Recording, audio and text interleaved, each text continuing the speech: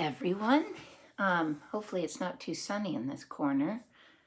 It's about 7 o'clock and I think the sun is pretty bright. But the good news is that I think you can still see the story. I couldn't find Where's My Teddy. I think I took it to school. So I'm going to go in tomorrow when nobody else is there or just one other person, and we can give good space and not be near each other, but I'll go look for it tomorrow. And I thought that we could have a bear theme this week. So I am going to read Corduroy, which is one of my very favorite books when I was your age and is still one of my favorite books and my children's favorite books. I found it downstairs. It is by Don Friedman. He wrote it and he did the pictures. Corduroy is a bear who once lived in the toy department of a big store. Day after day he waited with all the other animals and dolls for somebody to come along and take him home. The store was always filled with shoppers buying all sorts of things, but no one ever seemed to want a small bear in green overalls. There he is on the shelf. Then one morning a little girl stopped and looked straight into Corduroy's bright eyes. "Oh, Mommy," she said, "look, there's the very bear I've always wanted." "Not today, dear," her mother sighed. "I've spent too much already. Besides, he doesn't look new. He's lost the button to one of his shoulder straps." See right there. Hopefully you can see this. Corduroy watched them sadly as they walked away. He looked so sad. "I didn't know I'd lost a button," he said to himself. "Tonight I'll go and see if I can find it." Do you think that's what the bears at the shops or in your rooms do when you're not there? Do they talk? Late that evening, when all the shoppers had gone and the doors were shut and locked, Corduroy climbed carefully down from his shelf, and he began searching everywhere on the floor for his lost button. Suddenly, he felt the floor moving under him. Quite by accident, he had stepped onto an escalator, and up he went. Do you like escalators? Some people do, and some people do not. I like them. Could this be a mountain? He wondered. I think I've always wanted to climb a mountain. He stepped off the escalator as it reached the next floor, and there, before his eyes, was a most amazing sight. Tables and chairs and lamps and sofas and rows of beds. "This must be a palace," Corduroy gasped. "I guess I've always wanted to live in a palace." Kind of looks like Macy's with all the beds that they have sometimes out, right? In the linen area. He wandered around admiring the furniture. "This must be a bed," he said. "I've always wanted to sleep in a bed." And up he crawled onto a large, thick mattress. All at once he saw something small and round. "Why, there's my button," he cried, and he tried to pick it up, but like all the other buttons on the mattress, it was tied tight. He yanked and pulled with both paws until pop!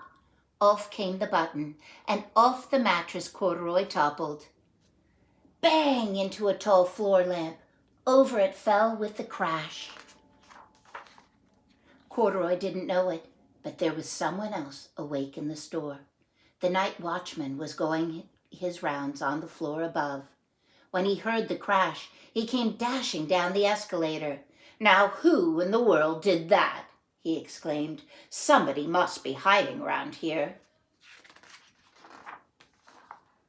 He flashed his light under and over sofas and beds until he came to the biggest bed of all, and there he saw 2 fuzzy brown ears sticking up from under the cover. "Hello," he said. "How did you get upstairs?" He seems nice. The watchman tucked Corduroy under his arm and carried him down the escalator and set him on the shelf in the toy department with the other animals and dolls. Corduroy was just waking up when the first customers came into the store in the morning, and there, looking at him with a wide, warm smile, was the same little girl he'd seen only the day before. "I'm Lisa," she said, "and you're going to be my very own bear. Last night I counted what I've saved in my piggy bank, and my mother said I could bring you home." Do you have a piggy bank at home? "Shall I put him in a box for you?" the saleslady asked. "Oh, no thank you," Lisa answered, and she carried Corduroy home in her arms. She's so excited.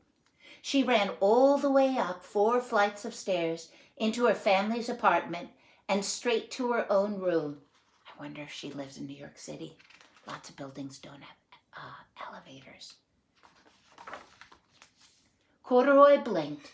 There was a chair and a chest of drawers, and alongside a girl-sized bed stood a little bed just the right size for him. I think it's the same size as the bed in our classroom that we have for our dolls and bears and animals. The room was small, nothing like that enormous palace in the department store. "This must be home," he said. "I know I've always wanted a home." Lisa sat down with Corduroy on her lap and began to sew a button on his overalls. "I like you the way you are," she said, "but you'll be much more comfortable with your shoulder strap fastened." Look at her stitching. "You must be a friend," said Corduroy. "I've always wanted a friend." "Me too," said Lisa, and she gave him a big hug. So, my daughter Allegra, who's 31, guess what she brought home yesterday? She already has a dog that she brought home about 4 years ago. And she brought home a kitten, who's now a cat, about 2 years ago or a year and a half ago. And she just brought home a new dog. And that dog was found by some people, and he didn't have a home. And she has given him a home, and she's so excited that she has him. And his name is Mordecai Jr., MJ. So now she has MJ, Scribble, and Poe. And maybe she can send me a photo of all of them so that I can show you a photo. And just like Corduroy got a new home and a new mom, so did MJ. Mordecai has a new home. And so I thought you'd like to hear about that. I was wondering, maybe you'd like to make a piggy bank. And piggy banks can be anything. It could be a cow, it could be a box, it could be anything. And you could make your own piggy bank and maybe ask your mom and dad, or if you have some pennies, you can go ahead and put them in the box and start saving your money for something that you would really like. And maybe you could either choose it online if we're still supposed to stay in our homes and not go shopping so much, or if we're allowed to start going shopping soon, you could look for something in a store. Anyway, I used to love, and I still love, saving money for something that I really, really want. And then the other thing I thought you could do is maybe your mom or dad has a needle and thread and a piece of fabric. Wouldn't it be fun to try and stitch a button onto a piece of fabric like Lucy did for Corduroy? That would be fun. I used to make clothes for my teddy bears, and I would use old fabric and very carefully, I think I was older, a little bit older than you all, I was allowed to use a stapler, and I'd make clothes out of using a stapler and stitch them that way. But maybe your mom or dad can show you how to stitch something. Wouldn't that be fun? Or you could use a hole puncher and make holes in paper and take yarn and stitch something that way. Anyway, those are some ideas. And I miss you. I love you. And sweet dreams if you're seeing this at night. And good morning if I'm seeing you in the morning. What a beautiful afternoon it was today. Lots of love. Bye.